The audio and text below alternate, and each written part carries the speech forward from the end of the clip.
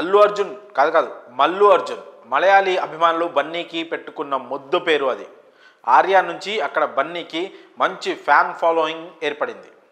తెలుగులో మరే హీరో సొంతం చేసుకొని అభిమానాన్ని అల్లు అర్జున్ సొంతం చేసుకున్నాడు. వారికి అడాప్టెడ్ సన్గా మారిపోయాడు. పుష్ప 2 ఈవెంట్ కొచ్చిలో చాలా గ్రాండ్గా జరిగింది. మార్కెట్లో అల్లు అర్జున్ క్రేజ్ చూస్తుంటే ఒక్కొక్కరికి పిచ్చెక్కిపోతోంది. ఈవెంట్స్కి వస్తున్న అభిమానులను చూసి ఇదెక్కడి మాస్ ఫాలోయింగ్ రా మావా అంటూ సోషల్ మీడియాలో ఒకటే మీమ్స్. ఇక్కడే పుష్ప 2 సగం హిట్ అయిపోయిందేమో అనిపించే రేంజ్లో బజ్ క్రియేట్ అవుతోంది.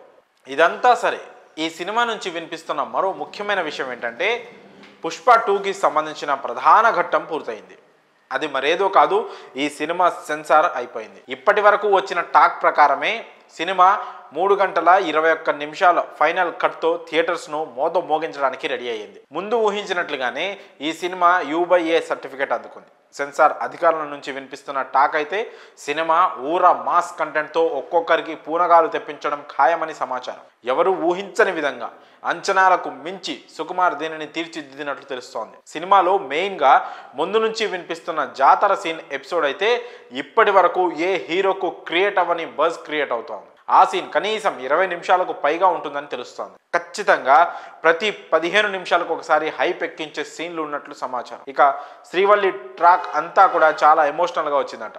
ఖచ్చితంగా ఇది ఆడియన్స్లో ఇంపాక్ట్ క్రియేట్ చేస్తుందని అంటున్నారు. పుష్పతో ఆమె బాండింగ్ చాలా స్పెషల్గా యూనిక్గా ఉంటుందని సమాచారం. ఇక శ్రీలీల బన్నీ కిసిక్ స్టెప్పులకు ఆడియన్స్ సీట్లలో కూర్చోవడం కష్టమేనట. మొత్తానికి ఇప్పటి వరకు వినిపించిన బజ్కు ఈ సెన్సార్ వెర్షన్ టాక్ అయితే మ్యాచ్ అయింది. మరి తెర మీద అసలు కథను చూసిన తర్వాత ఎలాంటి టాక్ వినిపిస్తుందో చూడాలి. భారీ టార్గెట్తో బరిలోకి దిగుతున్న పుష్పరాజ్ మొత్తానికి KGF, బాహుబలి 2, RRR రికార్డ్స్కు ఎసరు పెట్టేలా ఉన్నాడు. మొదటి షో పడిన తర్వాత ఈ రేంజ్ బజ్ కొనసాగితే కనుక వారం తర్వాత కూడా టికెట్స్ దొరకడం కష్టమే. ఇక ఏమవుతుందో చూడాలి.